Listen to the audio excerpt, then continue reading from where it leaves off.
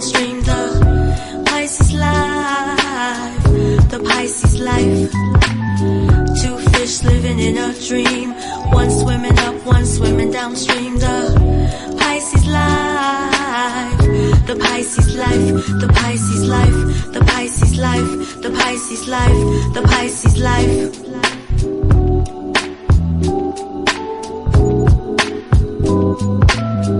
Two fish living in a dream, one swimming up, one swimming downstream. The Pisces life, the Pisces life. Two fish living in a dream, one swimming up, one swimming downstream. The Pisces life, the Pisces life, the Pisces life, the Pisces life, the Pisces life, the Pisces life. Say it loud. I'm black and I'm proud. Say it loud. I'm black and I'm proud. Say it loud. I'm black and I'm proud. Ooh. Wait a minute. I had got musically inspired. I'm supposed to be introduced to this show. Look at me. Hey! Welcome to yet another edition of the Pisces Life. You do this so much better than me. Straight up and down. You got it. I am one of your co-hosts. I am the singing in the wrong part, Kyla. And I am, of course, joined on the other side of the screen and microphone by my beautiful sister, and she is. I am just distracted, which is a little out of whack, but I am just Letitia. What's up, y'all? Yes, welcome to the show. We hope that you had a wonderful weekend, and everyone made their safe rotations back to where they needed to be on Monday morning. We want you to have a good day at the workplace or wherever you are in the world. We certainly thank you for continuously supporting the show, listening, sharing it. For all of our new listeners, hey! For all of our old listeners, what y'all doing? We love y'all. So we have a special show today, but before we move into that, we know you waiting on it, because this is where all of the business happens in them splashes. Leticia. Oh my goodness. Leticia. So I haven't really wanted to splash by much, because you can't splash these days without, this Kanye and this Kim Kardashian. I'm so tired of them. Why I don't want them to be. I feel like Kanye and Kim Kardashian are the family members that you just really don't want to see coming through the door during the family celebrations. Because they're going to be doing the most. Nobody asking where they at. You don't even want nobody asking you, have you heard from them? You just don't even want an honorable mention of them, because it's just too much. Mm-hmm. It's just way too much. They're irritating. So anyhow, of course, Kanye has been still showing out. I think that he's in his feelings a little bit. He doesn't want to admit. Kendrick Lamar, in case you missed the Grammys this year, has totally dethroned Kanye West. That ain't nothing. Mm-hmm. That ain't nothing. Mm-hmm. I think if you were wondering where the new genius is, forget that old G. We talking about that new G, that new genius. It was on that stage for the Grammys that night. Mm-hmm. I think that Kanye is in the midst of a complete and total tornado of a breakdown. I think that it takes a lot of courage for you to tell people on the internet and on the Twitterverse that you are $53 million in debt. And then to turn around and ask other billionaires, like Mark Zuckerberg and other folks, to help you pay your debt down. Mm. Let Kanye get a check. I'm starting my Twitter campaign next week. Mm. So that's been in the news, just splashing by. But I'm so tired of them. I'm worn out with the whole entire family. Caitlyn, they talking about she gonna come out with a makeup line. You just been in makeup three minutes. You can't spell lipstick good. It is a compound word. all one word, and you still separating it as two. So you too new at it. Now go on and be Woman of the Year and sit down. Have a seat. I'm just tired of all of them. So that's splashed up. That was enough. Let's see what else is going on. I'm tired of people losing their mind over Justice Scalia and his death. He was overweight and had heart issues. Now, put a combination of any of that. I do believe he was a closet smoker. I had read some. We're not talking about a complete and total picture of health. We're also talking about a man in a very stressful job. Let's not act like this was not the circumstances. And he was elderly. And he was elderly. People act like he was 23. Right. It wasn't like he was 23, had ran the marathon, had some oats and grains for breakfast. And, this was his regular regime. It was time for the man to go on. I'm sorry for their loss, but I really don't appreciate the whole conspiracy theory that is being directed towards our president and others and members of the cabinet as if they've gotten together to get this man out. Are you kidding me? You have nothing else to do. You said it. I agree. So, and then the final splash, we kind of touched on it. It's as if it's Kendrick Lamar's turn to deal with the formation fallout, if you will, that Beyonce experienced. When you take the time to make social justice statements within your music, what do you really lose? What do you really gain? And people are speaking out against that more. So that's all that was splashing by in my space. So the memes of the folks in the audience when Kendrick Lamar was performing at the Grammys just had me tickled. Because some of them white folks was like, what is happening here? There were some very concerned looks in the audience. I would like to believe that the cameraman is just magic enough to catch people's faces at the right millisecond. But ain't no photographer that talented. That was pure sentiment across the board. There was confusion. There was shock and awe. There was straight up rage. There was straight up outrage. There was straight up, I don't want this in my face. I'm too ashamed. I'm going to the bathroom right now. It was a lot of things going on for sure. Yes. So congratulations to Kendrick Lamar. He had a winning evening. And well deserved. He didn't win like he should have, though. I'm really pissed about the album of the year. Yeah. I am sorry. Taylor Swift, let me just say this, and you can write me if you want to. I am just LETITIA@gmail.com. Taylor Swift can sing, all right? Yes. But stop comparing her to everybody else. Let me tell you who Taylor Swift is just like. Guess who she just like? Who? Taylor Swift. Just like Taylor Swift. That's enough comparison. Leave that crap alone. Sheesh. Tired of it. Y'all act like you ain't never heard a white girl sing a song before.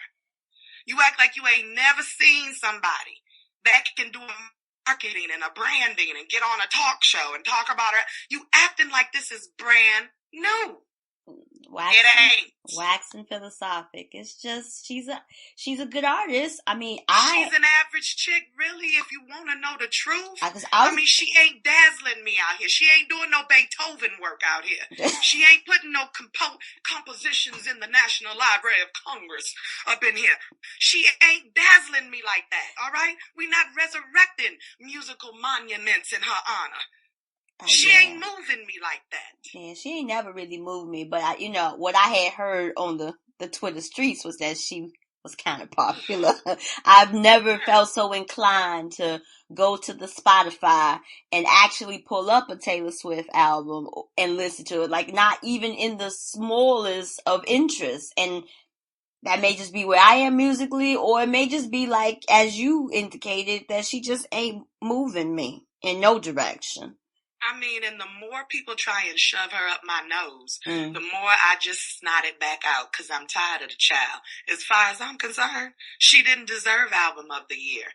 As far as I'm concerned, she had a great year, but she did not deserve musically or talent, creative-wise, Album of the Year. Mm.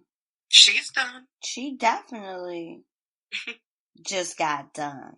And I'm happy that you made that point, because I just needed to understand, what all of the excitement was all about. So I'm like, how does he win every other category, but then she wins Album of the Year? Well, he did have 11 nominations, and he only walked away with 5 awards. I feel some kind of way about that as well. But, I'm just glad that it was a night that I won't forget. It was a performance that was just unspeakable. Still, it gives me chills to think about. I had tears watching it. I really did. Mm-hmm. It was a moving performance. Mm-hmm. Definitely. Agreed. So today's show, before I even get to that, I neglected to do something very important, Leticia. What's up? Welcome to Pisces season. What? Yeah, it's Pisces season. You know how we do it here. February 19th through March the 20th. Please and thank you for the love during Pisces season. Yes. For Pisces season, the special show that we're going to do today is entitled Know Our History. We understand, both Leticia and I, not just because we grew up with educated activist parents and we work in higher education. Most importantly, we know a lot about this thing here called life. And that sounded like I was about to go into a Prince song. And when the elevators tried to break it down, right. Go crazy. But we know that there's so much rich history about African American, about Black folk, that just goes under the radar and just not discussed, whether it's in smaller circles or mainstream circles. So we thought it would be interesting and fun for us to share with you 10 little known facts, history facts about some Black folk. So we are going to do our version of Know Your History, Know Our History. We'll get that together when I write up the show notes. So sis, yeah, who is your first history fact? My very first history fact is someone who is near and dear to me. I thought about this woman quite often when I was in graduate school. There were moments when I was ready to break down and I was ready to quit. I was ready to take my resignation letter and write a reinstatement letter and go right on back and get my job. Right. But when I was in grad school, I came across and learned more information about our dear soror and founder, Sadie T.M. Alexander. Yes. She was one of the first African American women, to earn a PhD. She was actually the second woman on June 15th in 1921 to receive her PhD. The first, Georgiana Simpson, got her degree earlier from the University of Chicago. But Miss Alexander, our soror, is recognized as the first Black woman in the nation to get her PhD in economics. And she is the first to receive a doctorate from the University of Pennsylvania. Ooh. In 1927, she became the first Black woman to graduate from the University of Pennsylvania's law school. And her father had been the first Black man to graduate from the school. So she became the first Black woman also to pass the Pennsylvania bar. Yes. Yes. So I wanted to also mention that she was also our first national president of our beloved and illustrious sisterhood of Delta Sigma Theta Sorority Incorporated, founded in 1913. And as one of the illustrious founders of our beautiful sisterhood, it is my pleasure to salute her this morning. It really gave me a lot of hope to know that she made it through in the 1920s to be the first Black woman to stand in not only a male-dominated, but a white male-dominated, segregated educational system, and still rise in that space. I think that her death in 1989 at the age of 91 was still young. Mm-hmm. She had been an advocate for civil rights for over 50 years. Just a tremendous star. So that was my person. I love that. Salute to the woman power. My first one is also a woman, also related in several ways. So this is exciting to share. My Black history fact, number one, is our dear sister, Dorothy Height. Oh my goodness, yes. For those who are not aware of Sister Dorothy Height, you need to do some research. Get on the internet, read about this woman, this phenomenal, brilliant, activist, talented woman who, among the contemporaries in the civil rights movement, which mostly is always dedicated with men, giving credit to men, she has been credited as being part of the Big Six, kind of more working the political work, doing kind of that behind the scenes work. She's been credited as being one of the Big Six of the civil rights movement. But again, because we, even in 2016, still live in a world where sometimes the woman's voice gets lost or devalued, she's never really given her just desserts. So Dorothy Height was an educator, a civil rights, a women's rights advocate. She did a lot of work around unemployment, literacy, and voter awareness. She was the president of the National Council of Negro Women for 40 years and was awarded the Presidential Medal of Freedom in 1994 and the Congressional Gold Medal in 2004. Wow. Dorothy Height, who actually has roots from Sierra Leone in Africa, also played a significant role in the National Council of Negro Women. So she was like part of the staff of the YWCA, the national staff of the YWCA. She was an active member of, again, our illustrious, beautiful, dynamic sorority, Delta Sigma Theta Sorority Incorporated, and served as its national president from 1946 to 1957.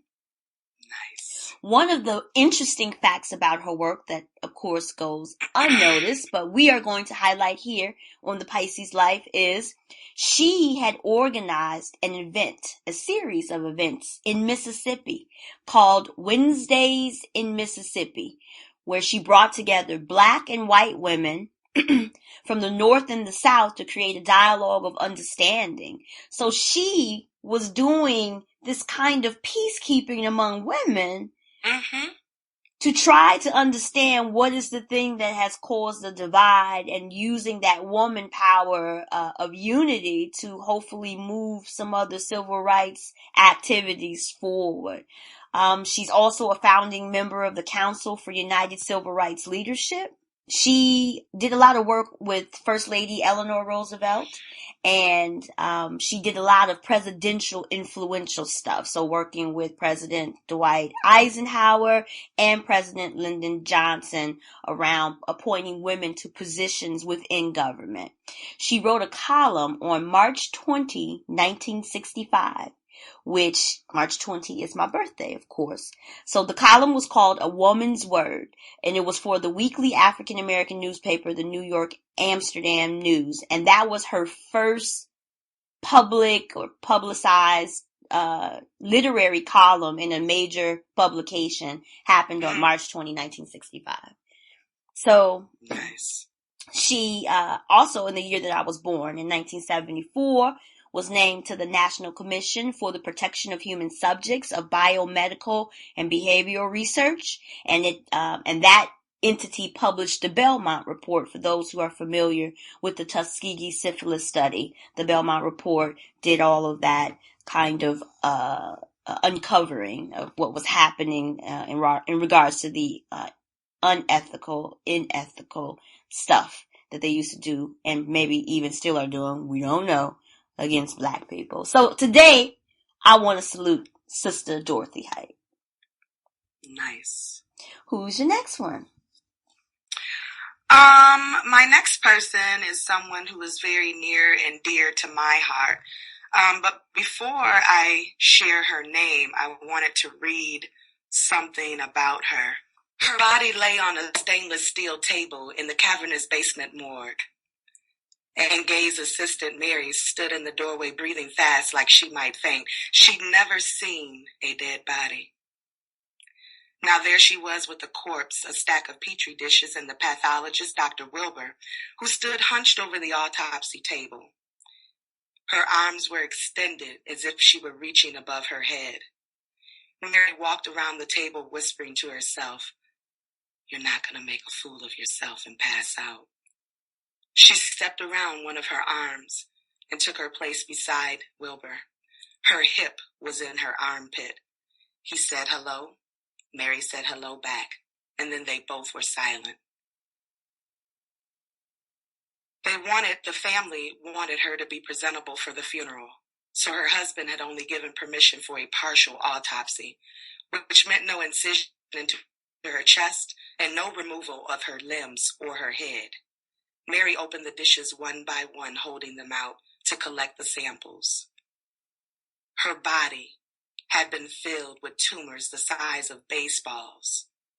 Those tumors were like pearls, small white pearls, and they had replaced nearly her kidneys, her bladder, her ovaries, and her uterus.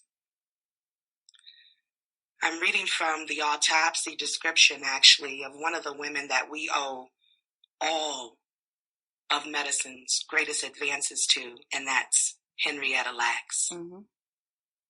I read an excerpt from the book published by Rebecca Skloot, The Immortal Life of Henrietta Lacks, which was, of course, was a New York Times bestseller. I've based most of my doctoral work on this. Most of my medical humanities research is based on this. And it's about narratives, the power of stories to change.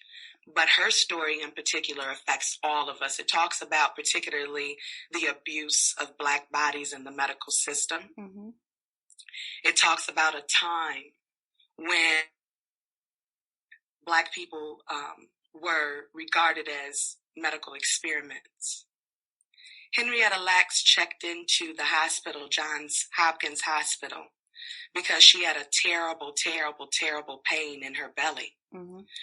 When you talk about in the description that I just read to you, where your entire insides are pearlized, Mm-hmm. I can't begin to imagine the pain that this woman was in.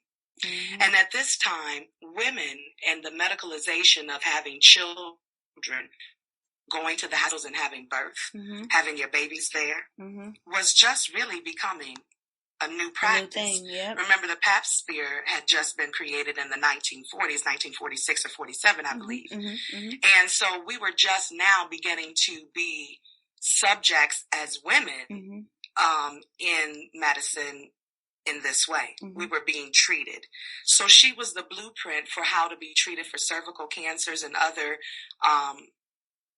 carcinomas of the female reproductive system. She's also significant because she is the reason that we also have HIPAA and patient privacy and acts and other laws in place that protect us. Her body was used as a specimen without her permission. Mm-hmm. Her body, her organs, she was harvested and stolen in the name of medical research. I have mixed emotions about it. On one hand, I'm glad that the sacrifice was made because you and I are alive because of it. And every single human being under the sound of my voice listening to this podcast, Henrietta Lacks lives on the inside of us. Mm-hmm. So I wanted to acknowledge her because she hasn't been acknowledged properly, I think, just yet in the historical accounts not only of our people, but as us as human beings. Mm-hmm. So I want to acknowledge Henrietta today. She's always around me whenever I'm doing projects in this area. Most recently, her family was given the rights to sit with the National Science Foundation. They have been appointed and have more say-so and more rights over how her body, which still remains, her mm-hmm. cells are still living and still being used within laboratories across the country, across the nation, across the world for medical research. So her family is just now being acknowledged as part of some of the decision-making processes for that. So Henrietta Lacks. Yes. Indebted. Gratitude. As women, without her, and as recent as why I was hospitalized, one of the reasons why I was hospitalized, she paid the toll, for sure. Mm-hmm. For sure. Mm-hmm. Ooh, I like that one. That was good. My next one is a brother by the name of Matthew Henson. Mm-hmm. In 1909, Matthew Henson became the first African American to successfully complete an expedition to the North Pole. Mm-hmm. I don't really know why Brother Matthew wanted to go to the North Pole, but we all have our goals. Right. He was on a voyage with a gentleman by the name of Robert Peary. Robert Peary had actually completed 7 voyages over a period of nearly 23 years to the North Pole.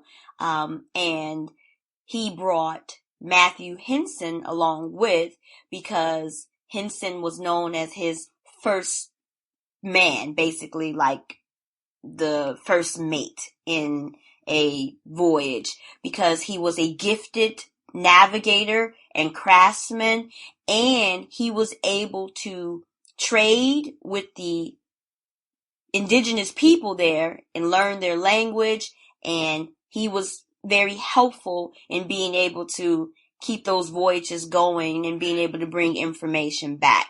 So it's interesting to me, because of all the accounts of his life, it doesn't give a very strong account to his actual background and why he actually understood this language. But I believe some gifts don't require explanation. You know, I believe that Absolutely. When the universe touches and uses you, that it can be as magical and unexplainable as possible.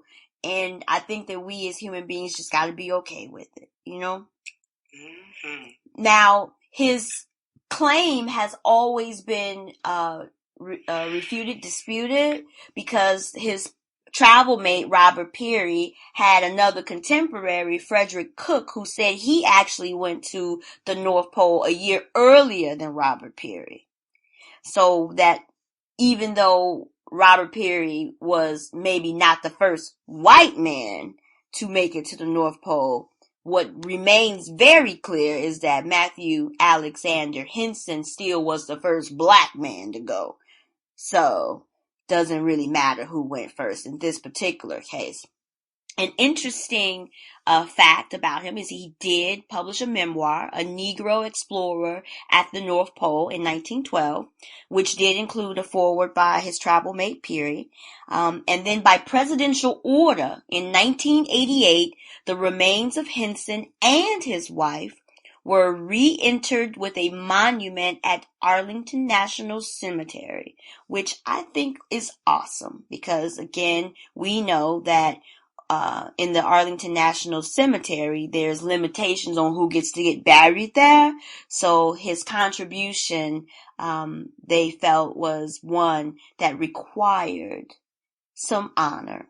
And we want to salute Brother Matthew Alexander Henson for being the first African American Arctic explorer. Wow. If they was waiting on me to explore the North Pole, probably wasn't gonna happen, sis. Just saying.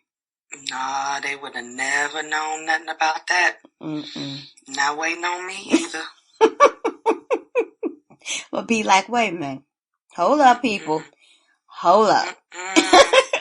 Is it cold up there? Down there? Where is there? Where we going? I'm like, I can't even mess with this right here. No. And so when you think about early exploration trips, you have to think about, when we go to work or we go wherever we go, to the store, make our way, even if we're traveling from state to state or even internationally, you have to realize early settlement, none of that was there. There was no MapQuest. There was no Siri.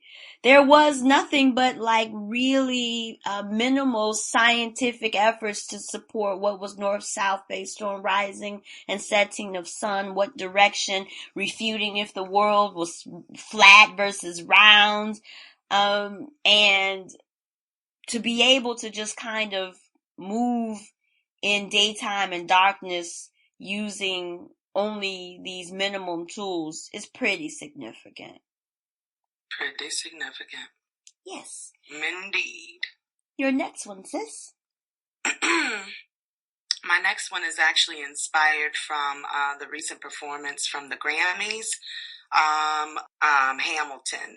And if you haven't, again, seen, there were several performances from the Grammys that I thought were just outstanding and absolutely phenomenal. And so they did a spoken word hip-hop modern day fusion of Hamilton, which is based on Alexander Hamilton. And I'm telling you, it was so dope.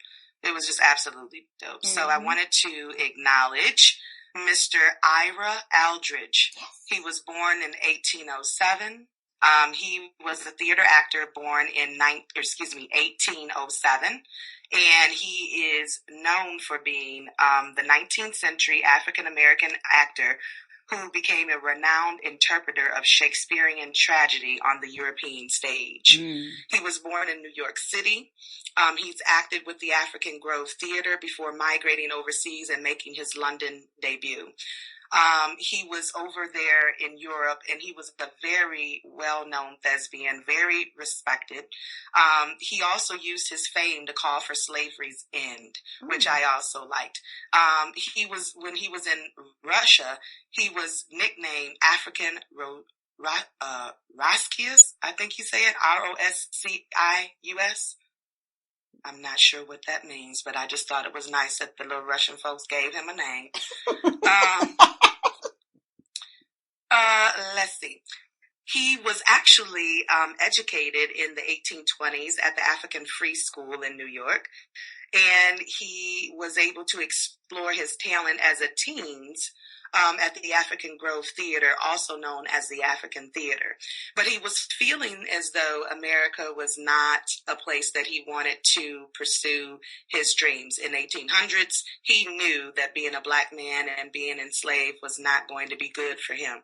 So he immigrated to England, and he came on as a fellow actor's valet. So he came on in the role as a servant to make sure that he could get over there and get established. And once he did, he was able to get on to several roles. In 1825, he starred as Oronoco in the Revolt of Suriname in the Coburg Theater.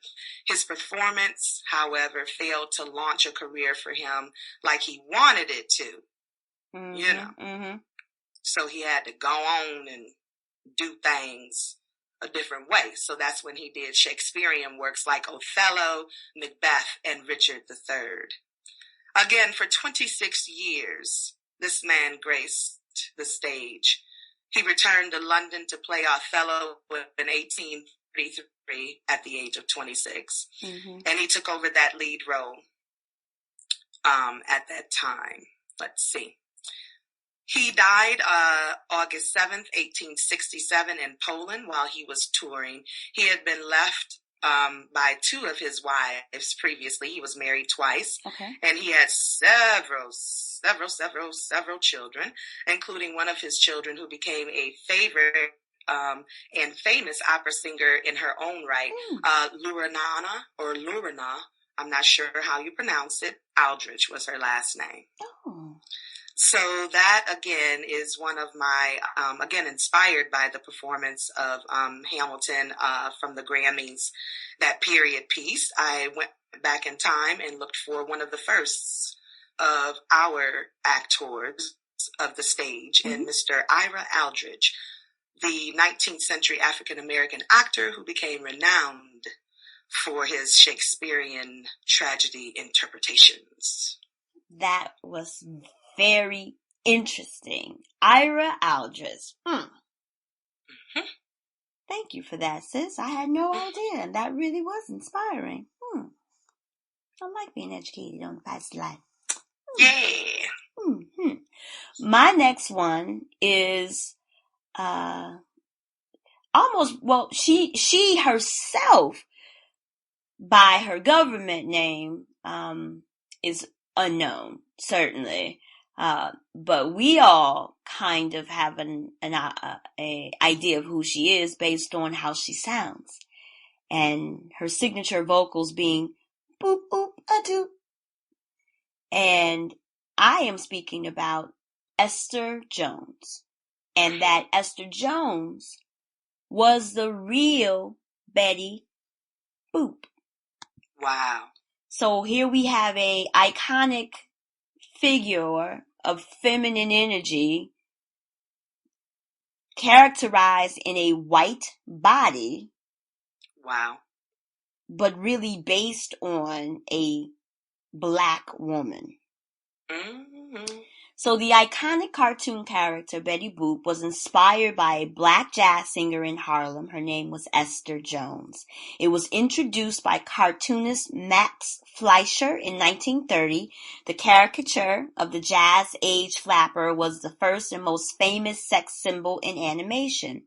Betty Boop, of course, is known for her revealing dress, curvaceous figure, and the signature vocals, boop boop ba doop. But there's been, of course, all this controversy on who really was Betty Boop, and was Betty Boop a real person? So if we go back to the 1920s and performances during the Cotton Club era, Esther Jones was known as Baby Esther. She used to talk in a really, sweet little baby voice, which was kind of the thing back in the Cotton Club. A lot of folks kind of adopted a childlike performance voice, vocal-esque and tradition to how they perform the songs. She also had a vocal style that included lots of boops. So it wasn't just a boop oop a doop. She had other boopy boopy boops. and childlike scat sounds that attracted a white actress, Helen Kane, during a performance that she saw at the Cotton Club. And so after seeing her perform, so of course imitation being the best form of flattery, but not when you stealing, let me just say, Helen Kane started performing and changed her entire vocal presentation to move into this baby style where she was, that whole deal. So when Betty Boop was introduced, Kane actually decided that she was going to sue the cartoonist. Oh, wow. Because she said that basically Betty Boop was made in her image and was using her style. But then there was video evidence of Baby Esther performing at the nightclub, which was years before Helen had actually gotten to her boopy style. Wow. And the courts ruled against Helen Kane. So even though Baby Esther in a legal proceeding was named as one of the originators of the baby style, the boopy style, she died in relative obscurity. And most people don't even know, again, that all of these Betty Boop cartoon inspired pajamas, lunch boxes, office, furniture, and all types of other Betty Boop paraphernalia, was in fact inspired by a sister. So today we salute Esther Jones for being the real Betty Boop. Wow. Would have never known that. What's up next for you, sis? The person that I would like to next introduce is President Obama. What? Yeah. I think that a lot of times he's not given the credit, or we've forgotten, because he's gotten 2 terms, that he is actually the historical first. He is our first African-American president. I just wanted to acknowledge him in that moment because he's still not only living, but I also am very confident that I probably won't ever see another president of Black descent in my lifetime. Mm-hmm. And I think that it's been interesting to watch these last few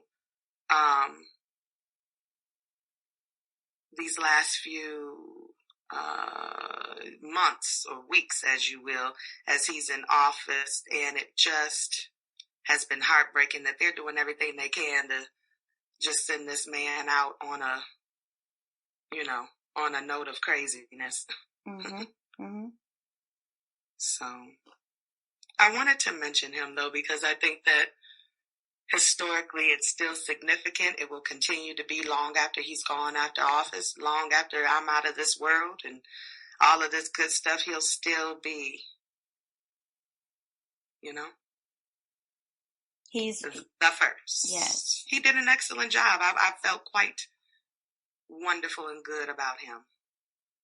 I felt very good about his pregnancy. Lord, that would be a first, really. Right.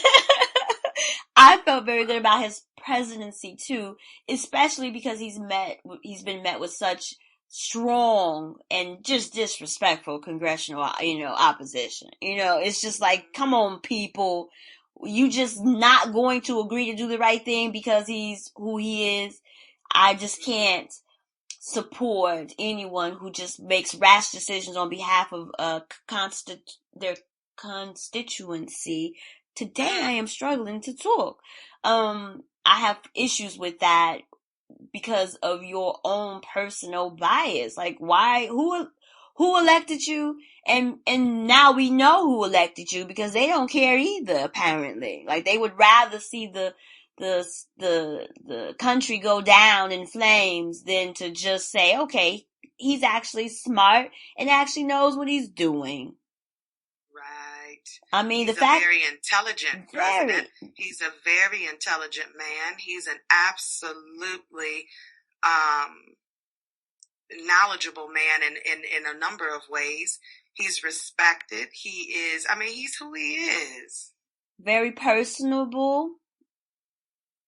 He's okay in his style. Mm-hmm. Those mom jeans was a low point for him. Well, now there you go. But he is somebody's daddy, so it's okay. Just say it. I really enjoy. I'm really enjoying rather these last days of his presidency. And I am really certainly enjoying how low these gas prices has gotten. Hey. I've went to spending $90 for a fill up to spending $38, $39. And so I don't care what y'all people feel about him, the president, and whatever role he's played in this here gas going down. Mm-hmm. I'm just gonna need you. I'm gonna just need you to acknowledge it on the slide. You just got too much pride and publicly shame this man for just being black. Really, is what it is. Right. I'm gonna tell you, it's been great to take that $20 and get a whole full tank of gas. I'm like, yes, nice. Won't that work? Nice. Thank you, President Obama, for all of your contributions. We certainly appreciate it. I did vote for you both terms. Mm-hmm. My next one is someone that we all know. If you know anything about good soul music, you certainly are very familiar with the story of Marvin Gaye. Now, we know him as having some social activism in his music. We also are aware of his death. A lot of the little-known Black history facts about Marvin Gaye is in relationship to his father shooting him dead. But this was an interesting tidbit of information that I had received about Marvin Gaye. After his friend and musical partner, Tammy Terrell, where is the love, Tammy Terrell, died of a brain tumor, Marvin Gaye left the music industry for 2 years. During that time, he tried out for the Detroit Lions football team. Did you know that, sis? I did not. But he didn't make the final cut. So, devastated about not making the team, he returned back to the studio and recorded his hit single, What's Going On. What's going on? Yeah. And that is my favorite.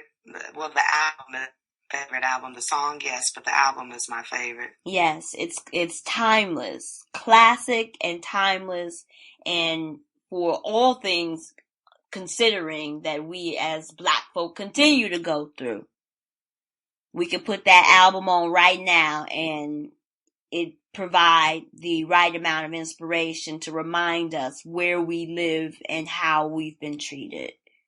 Exactly. And even a blueprint of what we still need to do because we haven't quite moved beyond it yet.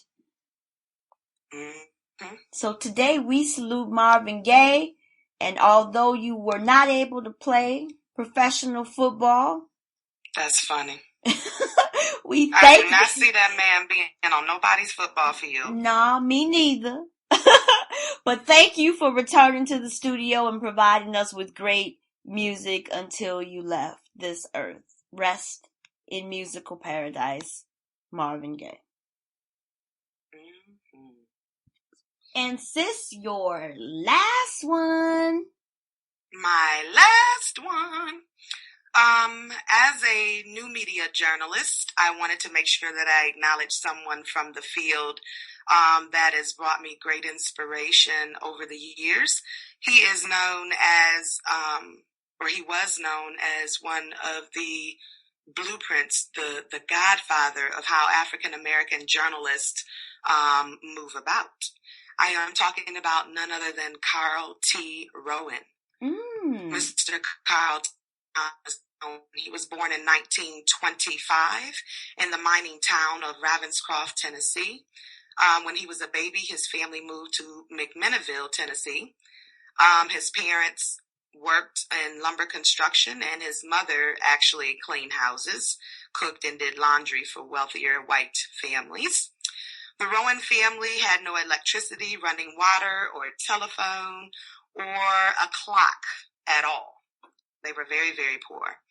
One of his teachers, however, encouraged him to read and write as much as possible. This teacher was so dedicated, and because of segregation, he was not allowed to go into the library himself. However, his teacher would go into the library for him and check out the books so that he could read them, and she would help him. He graduated at the top of his high school class as well. He wanted to start his college career and to become a journalist. That's what he wanted to do. Mm-hmm. He became the first Black Deputy Secretary of State and the first Black Director of the United States Information Agency. He also was responsible for chronicling the goings-ons of President Lyndon Johnson. He had his journalism degree, Oberlin College first in 1947, and then he earned a master's degree in journalism at the University of Minnesota in 1948. I also want to acknowledge that he was one of the first 20 Black naval officers during World War II who served on the tanker in the Atlantic Ocean. When he first got done with his job, his first journalism job was as a copy editor at the Minneapolis Tribune. Within 6 years, he was reporting for the paper in the southern U.S. to cover responses to the Supreme Court desegregation rulings. He has been doing so much at that time that he was undoubtedly a groundbreaker, but he was the person or the blueprint that gave us a space to continue to be syndicated columnist, which he was until his death in 2000. he gave us an opportunity to spread in commentary and becoming more of columnist opinion writers, those types of folks. So I wanted to acknowledge him for that. I also wanted to acknowledge that as a journalist, we've been telling stories for a very long, long time, and in our own presses as well. I could have easily recognized a sister, Jackie Orms, who also was the first African-American woman to work in newspapers professionally as a cartoonist, which was very, very rare. Very, very rare. Very, very rare. So, wanted to acknowledge someone from the field of journalism as a new media journalist. Yay. That's exciting. I love that. That was good information, sis. And my last Black history fact has relevance, of course, to how you and I do the Pisces life.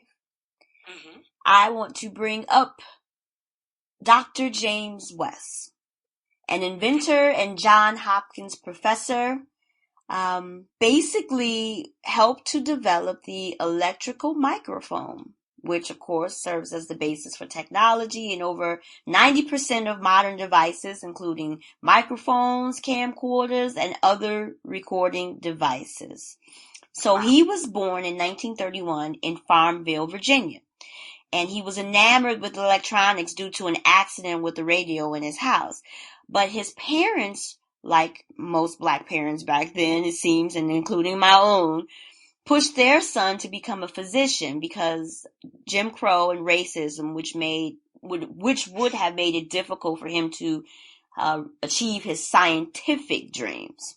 And the reason that was because there was lots of, at that time, historically Black colleges that had medical schools so that he could go into medicine.